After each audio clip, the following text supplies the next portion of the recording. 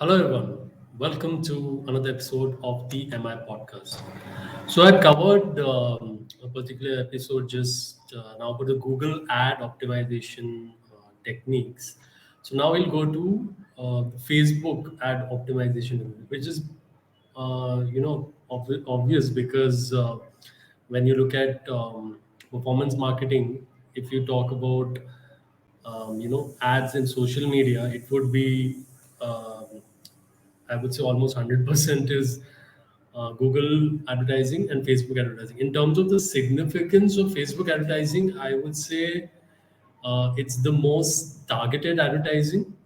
You can't get better, like when you have already an audience there and you have to get really granularly, in terms of very specific, in terms of segmentation and kind of targeting them. Facebook is your best bet in terms of that. Google, obviously, you would use it more where it's a person, there's an intent, there's a search around it, like, many B2B campaigns, and especially where the intent is coming from the particular user. But when it's more, so in terms of pull based marketing, would be more in terms of applicable in the Google advertising, but in push based, where you are putting your ads, you're pushing your ads in front of the to the particular prospects, it would be in Facebook.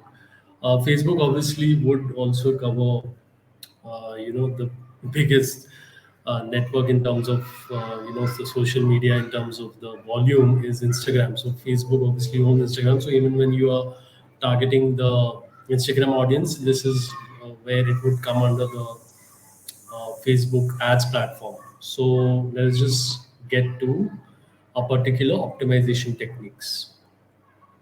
So firstly, we can create custom audiences. So in custom audiences, we are looking at people who have already interacted with your business, right? Like, in terms of, say, they have gone on your website or they have made a purchase, right? So you can put them basically within that, where somewhere or the other you track them, right? Like they're part of your email list, or they a certain thing of the apps have been. So with Facebook, the benefit is this: it's collecting a lot of data and end to end. So you can put very specific audiences into custom audience list, and then create campaigns very personalized for them. And the more personalization is there, the more the conversion rate increases. Then you can create your lookalike audiences. So Facebook obviously tracks in terms of who over a period of time have been converting for you, what kind of audience is most likely to purchase your product and services. So you can look at adding these lookalike audiences also to your this thing, feeding it into your particular campaign, so that I would say going forward, they are more likely to purchase. I mean, who wouldn't want this being done automated at the back end? So this is a great feature of within Facebook advertising, and you should definitely be using the same.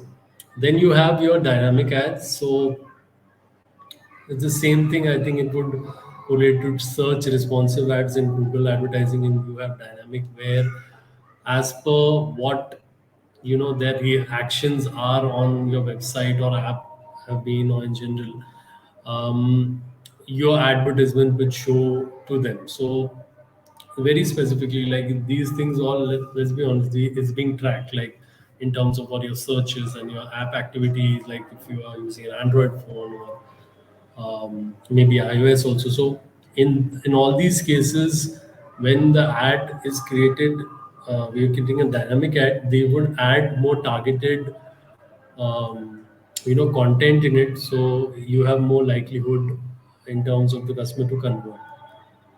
Then you should definitely look at automated bidding.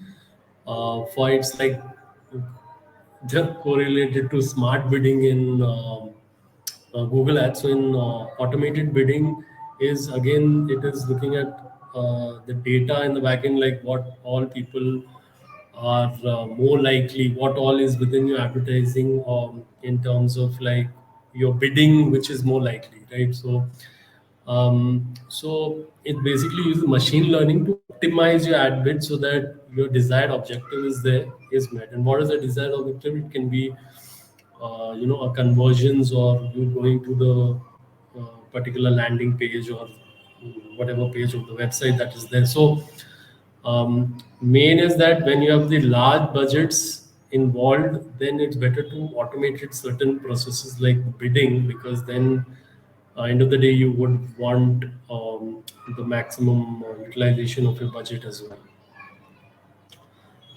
Then you have your retargeting ad, which is something like the remarketing that is done, remarketing ads that are done on Google Ads. So in retargeting, basically, if they have been to your website or application, but they have not downloaded it, or they are not your customers per se, you can kind of re-engage with them.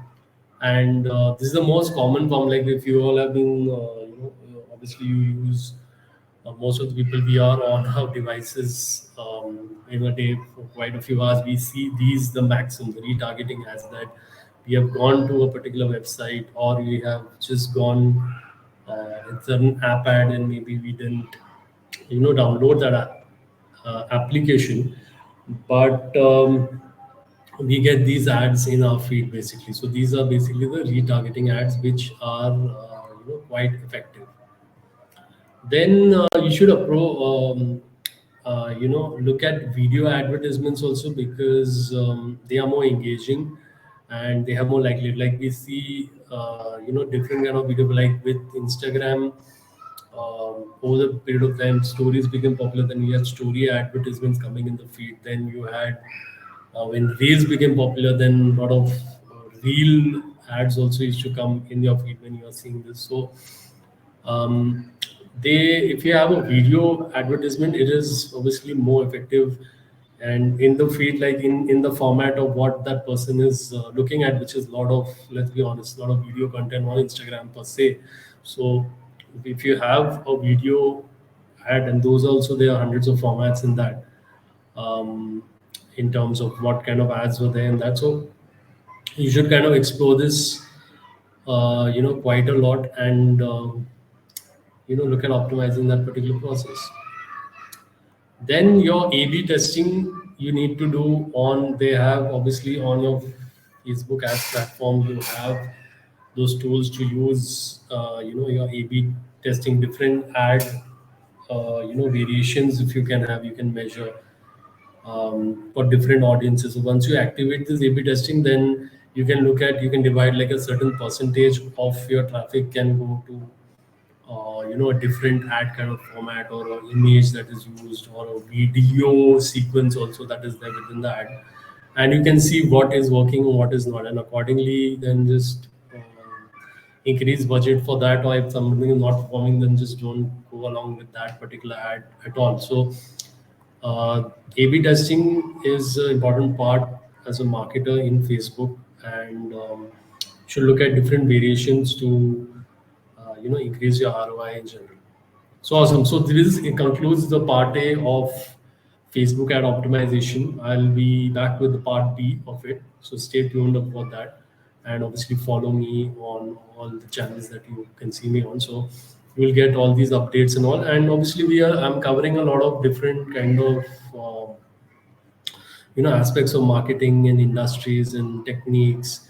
And even if you just started, or you're a student, or you are very advanced in your career within our marketing, there's something or the other within my content I feel which you can connect with. And also be feel free to contact me for any kind of